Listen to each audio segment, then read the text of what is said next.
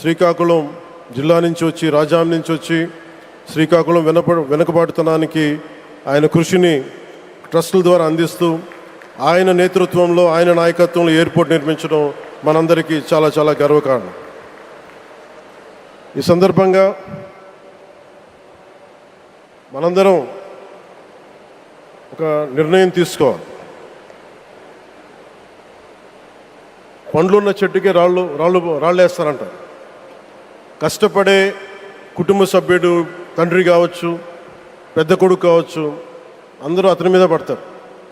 నువ్వు ఎక్కువ కష్టపడు, ఎక్కువ తిట్లు తింటావు. అలాంటిది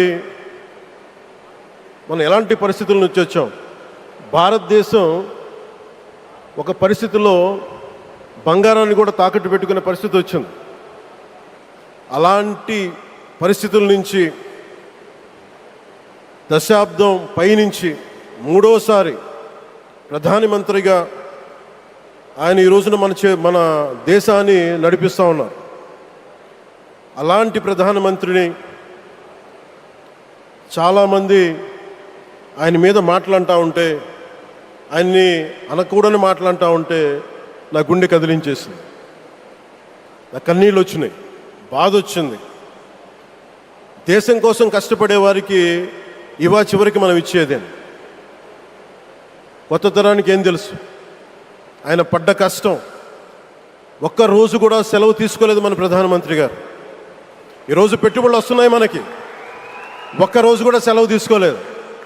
శత్రు దేశాలు, మన అభివృద్ధికి ఈర్ష్యపడే పశ్చిమ దేశాలు, వీటన్నిటినీ తట్టుకొని ఒకవైపు విదేశాల్లో ఉండే శత్రువులతో పోరాడాలి, దేశాన్ని అభివృద్ధి పదంలో తీసుకెళ్దామంటే అంతర్గత శత్రువులతో పోరాడాలి.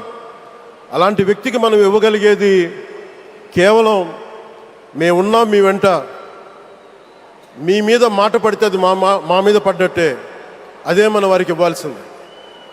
నిజంగా ఆయన జంతర్ మంతర్లు అన్ని మాట్లాడుతూ ఉంటే నేను ఈ రోజున ప్రధానమంత్రి గారికి ఒకటే ఇస్తున్నాను, మిమ్మల్ని కొట్టే నాయకుడు లేడు ఈ భారతదేశంలో, రాబోడు.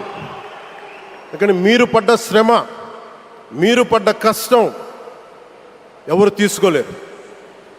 ఎన్ని బాధలు పడ్డా, ఎన్ని దెబ్బలు తిన్నా ఈరోజు మనం గర్వంగా చెప్పుకుంటున్నాం. మన ఉత్తరాంధ్రకి ఎయిర్పోర్ట్లు వచ్చినాయి, ఇన్ని లక్షల పెట్టుబడులు వచ్చింది ఆంధ్రప్రదేశ్కి. కానీ ఇవన్నీ తట్టుకొని చెయ్యాలి అంటే 144 కోట్ల తాలూకు ప్రజల ఆకాంక్షల్ని ఎంతోమంది వెనక్కి లాగుతున్నా